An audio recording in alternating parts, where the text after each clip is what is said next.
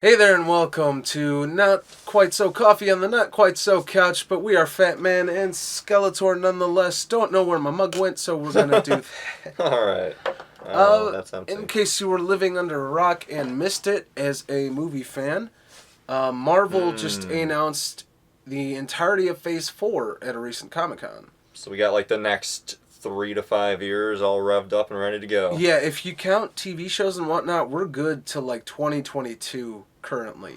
2023. But we'll get to that a bit later. We'll get to that later. So we're going to go slate by slate, and we're going to discuss some of this cool stuff and whether we're excited and what we think. And without further ado, let's get it started with one of the first things we find out about is coming May 1st of 2020, a Black Widow solo movie. Oh, yeah. So that sounds cool. This has been in development for a while, from what I recall. Oh, yeah. Fans have been wanting this. I remember, what was it, like, around Age of Ultron, fans were actually petitioning to get a I Black remember Widow movie. For a while they were talking about releasing a Black Widow solo movie before Age of Ultron hit the theater, and then after it was Red Room. It was talked again before Civil War even. So I remember there's been a couple of points in history where they've talked about a Black Widow solo movie, and we're finally getting that. Shame she won't be alive to enjoy it. I'm willing to bet this is going to take place in that 5-year gap where she's running the Avengers and everything during Endgame. Yeah, we get a lot of the... we know Budapest is ascending, so we're getting some background on that. And what I was really excited about, because I really, really like this character, is we are getting Taskmaster. I'm really hoping they do him justice. Oh, me too. I love, love, love Taskmaster, so I am very, very hyped. We just got him in the new Spider-Man PS4 game. That was great.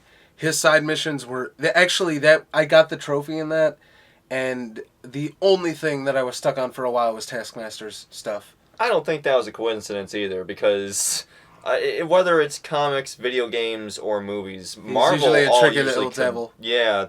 Right now, because Far From Home just came out, Mysterio's getting a lot of love in the comics, right? So I'm willing to bet they threw Taskmaster into that game specifically to start getting some hype for people who don't know who he is. Yeah.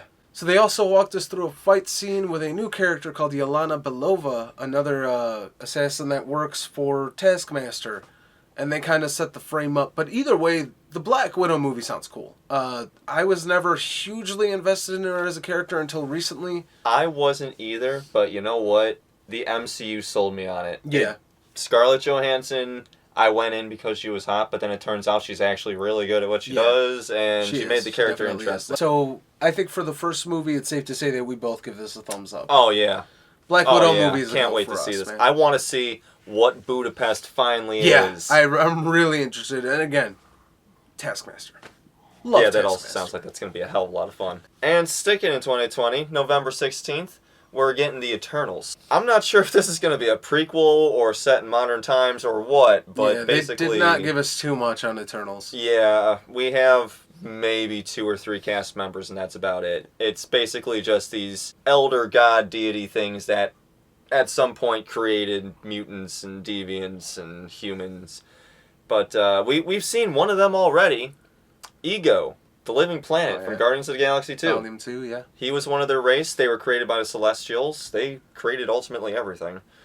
But this should explain how humans are able to develop powers and where all these stones come from and everything. Yeah, which will be a cool concept to explore. Can't really give that one a thumbs up, thumbs down currently, but... I don't know if it's going to make a lot of money, honestly. I mean, it's Marvel, so it probably will. But yeah, but you know what? Thinking back, that's exactly what they said about Guardians of the Galaxy, Ant-Man, and even Iron Man at one point, and look what that started. That's true. So that is true. We'll see. All right, now we jump into 2021, and we have Shang-Chi, Legend of the Ten Rings, featuring the Mandarin. Yes, please, yes. Absolutely, yes. I'll even be honest, I don't know who the hell Shang-Chi is, but a proper Mandarin, after the abomination that was Iron Man 3's Mandarin, would be sweet. And I love the Ten Rings arc and everything. I love the Mandarin. I want to see a good Mandarin. I also want to see a good Mandarin. That'd be really nice to see the whole pulling the strings behind the scenes thing. And the fact that he's managed to hold out this long, considering what Iron Man 3 was, 2009-ish? 10. It's been a long time. He's still hanging in there, so good for him. That's really what I'm interested in, because honestly, I don't care much for Shang-Chi. Maybe it's just because he's not really a power-based hero. He's just a normal guy. But... Oh, and to pull back and clarify, I know who Shang-Chi is. I'm more hyped for the Mandarin part is what I was getting at. Yeah, same here. I know who Shang-Chi is. I feel like this is going to be more of a world-building movie. Absolutely, but again, after the abomination that was the Mandarin in Iron Man 3, please, give me a Mandarin. Give me a Mandarin I can be proud of. Just do it right. Give me a Mandarin I can look up to and tell my children about. Alright, you're getting weird with this. Let's move on to the next movie. Oh, this is my personal favorite out of all the announcements. Go ahead. Still in 2021, May 7th, we're getting Doctor Strange and the Multiverse of Madness. My personal favorite out of everything that got announced. I will midnight showing the hell out of this Hell yes. Alright, let me ask you this. Absolutely. All we know so far is that it's Doctor Strange and Scarlet Witch. Which is a combination of two characters that I freaking love, by the way. Their powers complement each other so well. I love it. Okay, what do you think this is going to be about? I don't know. I have no idea. Maybe it's exploring, you know what? I don't know, just by the title. Maybe it's taking the two characters that could survive in those conditions and exploring some of the other multiverses that would have happened in the millions of predictions he saw for beating Thanos or not. Maybe we're running through, maybe that's where, because this is all in the gap, of the 5-year gap, so maybe this is what... Theoretically. There's no confirmation on some of these, but... But maybe that's where, because I can't imagine Doctor Strange was just sitting around doing nothing. Maybe that's where he was in that time. Have you ever heard of Marvel Ruins? No. It's a really great story. It's a what-if kind of thing where it's a very, very realistic approach to everything. Like, Peter Parker's a normal dude, and he got bit by a radioactive spider. So he gets radiation poisoning. And he accidentally spreads that radiation to Aunt May, so she dies from cancer, and everybody at the Daily Bugle he works with starts getting cancer, and he dies homeless on the streets. Ouch. And the Fantastic Four just, the Human Torch, his bones set on fire from the inside out. The Thing is like a giant tumor. The Hulk is literally a giant mass tumor. Like, they stepped on the Invisible Woman's body in the wreckage because they couldn't see her at first. Does this have something to do with Doctor Strange? Oh, yes. When Magneto never made it out of the concentration camp. When his powers first activated, all the metal in the camp just impaled. Ouch. It's depressing. It goes some dark places. But I have a feeling, since they've confirmed Doctor Strange 2 is going to be the MCU's very first horror movie, I think we're getting some stuff like that. Maybe, yeah, some alternative. And that this might be where we get the Dark Avengers from. It'll show what happened if Justin Hammer pulled the Avengers together instead of Tony Stark. Oh, shit. Maybe we'll see what happens if Tony never made his first suit in the cave. What if the terrorists just popped him off right there? So dark and gritty, and now we will get into our final officially announced of 2021, our concrete. And it is the one that I am the absolute least excited for because it just doesn't sound very appealing. I just told him about the premise of this today. He just found out about this. Earlier today. We come to Thor, Love and Thunder, which is going to see not Chris Hemsworth, but Natalie Portman picking up the hammer and becoming Lady Thor. And that just sounds stupid. So stupid. I don't know what it is about it that sounds... Maybe it's because they have all of these very, very strong female characters that are just so awesome and badass. And then they have Natalie Portman, who's a great actress. And instead of doing anything with any of that, they're like, you can be Thor now. Would you please come back to the MCU? That's why, for me at least. That's right, she didn't reappear for Endgame's reshoots. She didn't reappear for Infinity War. Yeah, no, she hasn't been here since Thor 2, hasn't she? Yeah, Thor 2 was it. She didn't appear in Ragnarok either. Damn. So my guess is they called her and were like, would you like to be in another Thor? And she's like, nah. And they're like, you can be Thor. And she's like, well, I guess. Evidently, I will return. But it just seems, I don't know. In a movie with talking trees and talking raccoons and time travel, this seems absolutely ridiculous. And maybe I'm just being nitpicky, but it just doesn't sound at all that great. Although, on one positive note, I love Emma Thompson and I love Valkyrie. And I am looking forward to more Valkyrie. Which, again, leads my point. Strong female, awesome characters. Female Thor. Oh, let me ask you this. Have you ever heard of Original Sin? Yes. Okay. So, the fact that this movie is being covered by Taika Waititi, the guy who did Thor Ragnarok, and he's known for doing some crazy stuff. Ragnarok was the best Thor film, also. The reason Thor became unworthy in the comics is because of the Original Sin event. And since we don't know anything about Love and Thunder other than we're getting a female Thor, this might actually just be Original Sin, and she picks up the hammer in like the last 40 minutes or whatever. This is going to go some crazy places, because the Watchers have been using Stan Lee for cameos this entire time. Yeah. Now that Stan Lee's gone, what if we wrap up the Watcher's story? Because Original Sin is the Watcher being murdered, and the Avengers have to, do some FBI work to figure out who killed him. We get Doctor Strange teaming up with Punisher to do forensics on bullets. It's some cool stuff. But that's a very weird and crazy story, and I can see Taika Waititi doing a good job with it. Well, for me, ultimately, from what we know now, I'm going to have to give the Thor 4 a thumbs down currently. I'm going to wait for a trailer or some kind of information. I'm holding my breath. I am holding my breath. So, those were all the official announcements, and outside from that, we got some tidbits about some cool stuff that is TBA'd. Oh, we got Fantastic Four, baby. That one I don't know how to feel about, because if you look at their timeline, it is mediocre, crap, abomination. Can you actually make a good Fantastic Four movie? Is that movie? possible, even? And look, I don't want to see another origin story. Marvel will earn my excitement if they are already the Fantastic Four when this movie starts. I'll tell you this. Spaceship lands in the middle of New York. All the Avengers, all the heroes come together. Spaceship opens, and Mr. Fantastic comes stretching out. And he's like, man, I told you we'd be able to save the Earth from blinking out of existence. Hey, Spidey, it's great to see you again. And everybody's like, who the hell are these guys? So they kind of have to tell their origin while trying to figure out their place in the world, because they apparently blinked themselves out of existence while saving the rest of the world. I don't know. I'm just making this up as I go along. But okay, here's one for you then. Here's one. Trailer spot. Giant monster attacking a city. You see the Hulk come up and ready, and then the hand just shoots out across him like, I got this, little guy. And it's the thing. Yeah. We should be in marketing. Yes, we should. We definitely should. I don't know how we haven't done that yet. Outside of that, another big one that got dropped was Blade, who is going to be introduced into the MCU. So I haven't seen the originals for this, but I love Blade. I absolutely love Blade.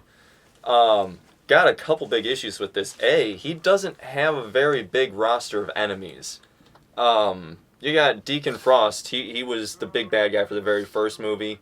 It's basically you get one big headstrong vampire, and he runs like that city's organization of vampires, so they don't get out of control and feed on more people than they should. My issue is the concept of adding vampires into the MCU. Yeah. I can see it like gonna integrate that well or not. We'll see. Hopefully. The only way I can see this really working is if they say vampires have always been a thing, but they just haven't really traveled to America in mass. Yeah. Like one or two at a time, sure, but we've never had like a mass vampire takeover in America, and it's finally happening, and that's where Blade shows up. How would you like him introduced? I don't know, but I hope it's Wesley Snipes again. I doubt it will be, but he's not easy to work with. We actually have Marshall Shala Ali. I'm glad we wrote that name down, because I don't know that we could have ever pronounced that accurately. No. Without that. No, but we have confirmed. We have Blade already cast. Here's what I want. Just do what you did for the Ultimate Comics. Spider-Man swinging through the city at night. He hears someone being mugged. He comes swinging down to save the day, and it turns out a person isn't being mugged. They're being attacked by a vampire, and Spidey's in way over his head. And then Blade just shows up and cuts the guy's head off, and he's like, kid, you don't want none of this. And then more vampires come out of nowhere, and it's a whole thing, and it's... Again, we should be in marketing. Yeah. So I'll see the originals in the time being, but I don't know. This could shake things up and add something cool and new. And speaking of stuff cool and new, that's not what we're getting with the next few films on here. But we got Black Panther 2, which I love the first. I'm excited for it too. It made enough money, they'd be stupid not to make a I sequel. think it was one of the fresher films in the MCU at that point, so I would definitely go see a Black Panther 2. What's that other two? Guardians of the Galaxy 3? It's not the other two, but I dig it. That's still a ways off. That is still a ways off. It's in the to-be-announced category. Apparently, Thor will not be a part of that, which means Love and Thunder should address him leaving with the Guardians. He's got to get back in shape for Natalie Portman. Yeah. I'm just saying. Or she's going to get super jacked and make him look like an idiot. Possibly. Yeah, actually, that might be part of him being unworthy.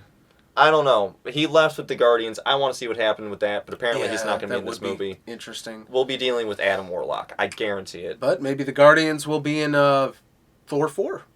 Possibly. So who knows? Yeah, they drop him off back at Earth. That's all they do. They're in the first 2 minutes. They're like, get your fat ass off my spaceship, and Rocket just kicks them out of there.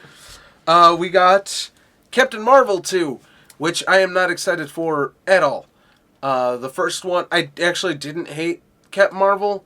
I thought it was pretty mediocre, though. It didn't really have me invested at all during its run. It was just a very run-of-the-mill average movie. It wasn't the worst origin story I've ever seen, but... You know, you're never going to be a pilot. It's called a cockpit for a reason.